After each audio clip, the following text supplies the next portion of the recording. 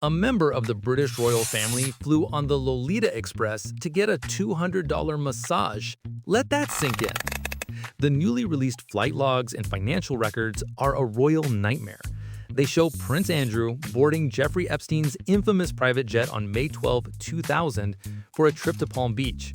Just 4 days later, a ledger shows a $200 payment for a massage for Andrew. This wasn't a state visit, it was a private trip on a sex offender's plane to a location where he abused countless victims. The jet itself was a crime scene, and a royal was a willing passenger. This confirms the darkest rumors about the international reach of Epstein's network. It wasn't just politicians and businessmen, it was royalty, using their privilege to access a world of depravity. The question is no longer if the royals were involved, but how deep the rot really goes.